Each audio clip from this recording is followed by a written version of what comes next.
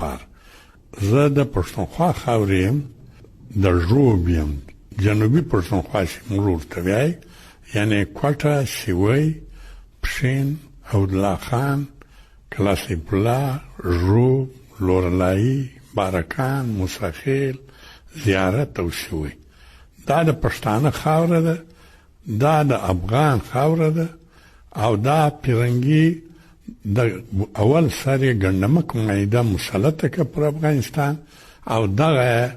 باقاعده پښین، سیوی، تل چوټیالۍ دا پښتونخوا علاقه یې تفویض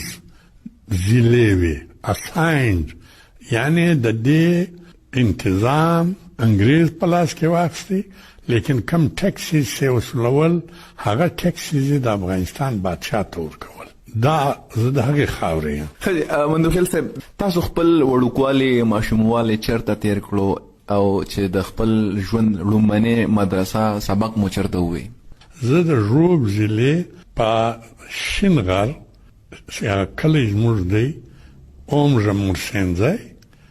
دې کې زه پیدا شوی، او د هغه ځای ژوب چې اوس نوم دی، پخوا پورسنیمن د دې نوم، بیا ژوب، دا د ژوب رود د ژوب سیند پر غاړه باندې خاریه ده. زه د ژوب په خاریه کې په های سکول چې و په هغه کې ما سبق ویلی دی، 1943 کې ما داخله اخیستې ده، او بیا په 1953 کې ما میټرک کړی دی له هغه ځای، بیا سن 53 بعد په 53 کې ما په کوټه کې کالج چې دی اوس ساینس کالج ورته یې، هغه ته به ګورنمنټ کالج وایه، په هغه کې ما 4 کاله سبق ویلی دی، بی اے ما کړی، او بیا له هغه بعد د پښتونخوا اهم شهر پېښور کې ما LLB کړې ده، په 1961 څخه 63 پورې ما LLB وکړله، او بیا له LLB بعد ما په کوټه کې بایستی وکیل زه انرول شوم، په 1963 کې زه وکیل انرول شوم. سینیټر عبدالرحیم خان مندوخیل صاحب، ستاسو وړوکوالی، ماشوموالی څنګه و؟ لبې څنګه وې؟ ژوند څنګه و؟ موږ اصل خبره دا ده چې زموږ چې کوم ټولنه وه، پښتون ټولنه، ټول پښتون بنیادي طور، بیا بالخصوص زموږ یعنې کلی یا زموږ تپا چې کومه علاقه زموږ پرګنې، نو زه چې یم د هغې په حواله باندې بنیادي شی دی چې زموږ باندې که څوک ځان پوهوي نو هغه به داسې پوهوي. موږ اجتماعي د وسایلو ملکیت، د خاورې، د ځنګل، د دې ملکیت موږ ټول تپه، دا زموږ ولس چې دی د بنیادي خبره دا ده چې مالک دی د وسایلو، او بیا هغه هر څوک شریک دی په هغه، د هغې تپې خلک په هغه وسایلو کې شریک دي. نو په هغه والا موږ یو ډېر په دې معنا آزاد خلک، یو ډېره آزاده زندګي و، موږ باندې جبر نه و، موږ هغه کوم ځمکه ده، کوم ځنګل دی، کوم وسایل دي، کوم اوبه دي، په دې کې موږ هر ټبر بلکې کونډه هم خپله برخه لري د ځمکې، د ځنګله، د مالدارۍ، د ټولنې په حواله باندې موږ ډېر د مساوات پر بنیاد باندې زندگی تیروله. شیم بازی وی، هغه کې هر نمونه مثال دا اتان چې دی، دا بالکل په زموږ ټولنه چې ده، هغه د خاص وخت باندې یو د فرصت په شپو کې بالخصوص مثال زمی یا دوی د فصلاتو څه فارغ شوي دي، نو بیا دغه میله کوي، لکه اتان، لکه بله یا بل یو شی دی خصای به ورته وایه، یوه پښه باندې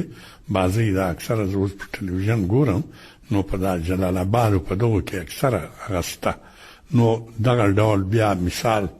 نور بازۍ، نور د بیتې موږ ورته یایي بانټې، دا هغسې دی، دا باقاعده بیا په ژمي باندې بالخصوص فرصت به و،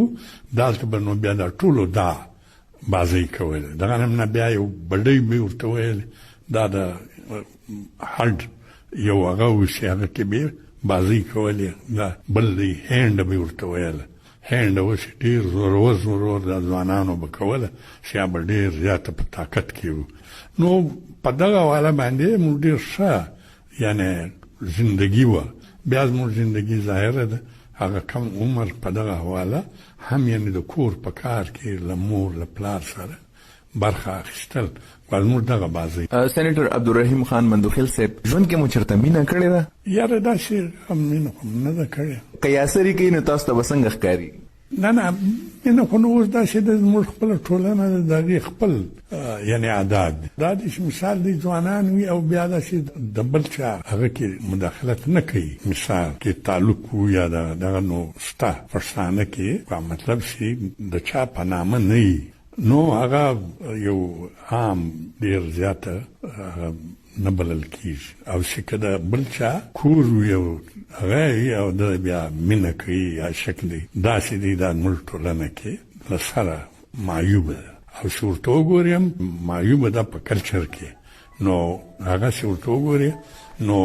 پکار هم دی چې معیوب وي ښه ستاسو مطلب دا دی که فرض کو د بل چا ژوند ته پې څه نقصان نه وي نو مینه بد څیز نه دی ما مطلب دا دی چې که ځوان سړی دی ځوان نجلۍ ده د چا سره واده نه دي بله نه دي یعنې په هغه کې عام یعنې کېږي موږ په ټولنه او که چیرې د چا سره یعنې واده وي بلې وي نو بیا چې دا معیوب بلل کېږي موږ په هغه کې او چې ورته وګورې په کار هم دی چې یو کابو وي پر عشق باندې څه کابو وي ستاسو سیاسي ژوند طرف ته به راځو قام پرست سیاست ته تاسو کله راغلی زه خپله باندې چې کوټې کالج کې ما داخله واخیسته په 350 نو 450 کې خان شهید الصمد خان اڅکزی دی له سن 47 څخه تر 450 پورې د پاکستان حکومت بندي کړی دی وطن پرست سړی و دی باچا خان نور کوم ملګري وو د انګریز خلاف د ازادۍ جدوجهد وکړ بیا چې پاکستان جوړ شو پاکستان کې یو جمهوری فدریشن د مترقي پاکستان د هغه جوړولو له اولې ورځې زندگی پر دې بنیاد نو پر دې باندې هغو سزا کړي وو مسلسل د امیران چې وو د کراچۍ یا د وروسته بیا اوس اسلام آباد هغه نو موږ چې دی بنیادي طور له هغه متاثر او بیا چې دی نو زه خپله سن 57 کې بیخي د یو پښتونخوا وطن د یو طالب علم کارکون هغه د خان شهید چې ورور پښتون پارټي جوړه کړې ورور تر دې د مخه د انګریز په وخت کې انجمن وطن پارټي نو دا ورور پښتون پارټي موږ د دې سره یعنې په هغه حواله تعلق او په سن 55 کې زما داسې یادېږي چې زه د خپلې پارټۍ سیاسي سټوډنټ کارکون وم سینیټر عبدالرحیم خان مندوخیل صاحب د پښتنو ته چې کوم مسایل دي موجوده تاسو څه ګورئ چې پښتانه دومره توان لري چې د خپلو مسلو حل روباسي پښتون خو ګوره اصلي کې دا خبره ده چې پښتون خو ډېر توانمن قوم دی پښتون قوم د خپل وسایلو لرلو په سبب د په کلچر کې هم ډېر توانا و نو دا کوم چې د انګریز په خلاف جدوجهد هم چې وګورې د تمام سب کانټیننټ او پښتونخوا چې یو ځای وګورې تر ټولو زیاته رول د ازادۍ د پښتانه خان شهید الصمد خان باچا خان په زرګونو کارکنان جیلونه ستړي دا ټولې پرنګۍ چې دې ته مجبور شو داسې په ټوکه نه دی سوی چې اوس څوک یوه تاڼه نه پرېږدي پرنګي چاوڼیا نه پرېښود سوال دا راوچتېږي چې موجوده حالت 21مه صدي ده په دې کې به څه کېږي دغه ځای له راځم نو بیا چې پاکستان جوړ شو یو جمهوري فیډرل مترقي پاکستان تحریک چې دی هم څوک په مخ کې و پښتانه خان شهید الصمد خان اڅکزی باچا خان خدای خدمتګار ورور پښتون انجمن وطن چې انګریز تله نو په کار وش پښتانه ته واک منتقل شوی وه لیکن پښتون یې له انتقال د اقتدار څخه محروم کړ دا یو دورې قربانۍ بعد او بیا چې یو یونټ په خلاف هم چې مبارزه وشوله پښتون تر ټولو زیاته وکړله، لیکن چې کوم وخت کې ونټ مات شو، دا وخت چې دی فیصلو کې چې ځای راغی پښتون محروم او بقاعده د پښتون خاوره تقسیم شول. دا خپله په سیاست کې د تاریخ یو خاص هغه ځایونه دي کنه توان د پښتانه وو او سیاسي او مختګ او سمت او لوره بالکل ساتلی. پښتانه جی څه کولی شي په اوسني حالاتو کې؟ اوس چې دی بیا دا نوي حالات چې جوړ شو افغانستان کې ځان له یو بدلون راغی، بعد د هغه بدلون څخه دلته د دغه ځای استعمارګران چې دي هغو د دنیا د نورو قوتو له هغو څه فایده واخیسته، وسایل او تربیت او پلانه افغانستان کې مداخلت وکړ. حتی چې بیا له افغانستانه بعد دا د اوس یعنې انتهایي زوروره ترهګري وروزله. دا اوس چې کومه ترهګري جوړه ده او دا ټول سرونه په دواړه لاسه وهي، دا خو دغه د ضیاءالحق دور راغلی. اوس نو هغو د جمهوری او فدرال پاکستان د دې جوړولو په خلاف دا یو وسیله جوړه کړه او ترهګري رامخته کړه او د هغې ترهګري په ذریعه دا د پښتونخوا وطن باندې لوی تسلط جوړ کړ. اوس پښتانه دا تاسو چې بهر نه پیراغلو پښتانه د خبرو ته تیار وو چې هغه که افغانستان کې جهاد کولی چې هغه وکي، که د اسلام لپاره تور راغستلی او که ځان الوزولی، هغه ته خو تیار دي. اوس هم کوي. هر دا دی دا یعنې که زه دا وایم چې یعنې صحیح هغه نه دی جاج چې خلک یې افغانستان کې په دغه والا باندې چې هر چا مداخلت کړی دی، نو بنیاد یې دا د باندې وسایل یې دغه دي، تربیت یې دغه دی، بله یې ده او بیرته ولس داسې نه و ورسره چې څه نمونه ولس بلل کېږي. البته چې تا بقاعده انګریزي کې پراکسي جنګ کوې نو وسایل جوړوي او هغه بقاعده په هغه کې خپل یعنې لښکر یې هم استعمالولی، داسې نه وي چې هغه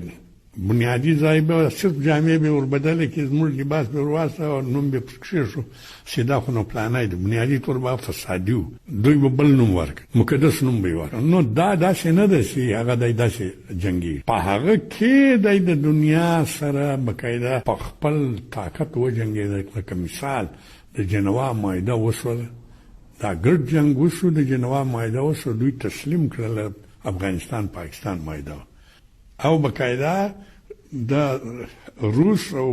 امریکا ضامنان جوړ شو،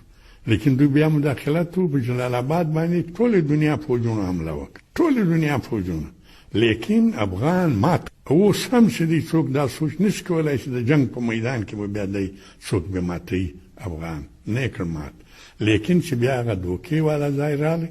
ریکنسیلیشن مفاهمت، هغه دغه ځای کې چې دی هغه دوکه هغې خپل کار وکړ. اوس چې دی نن هم دغه خلک بیا چې دا دوی سره و ملګري وو، نن مثال رباني صاحب دی، پلانی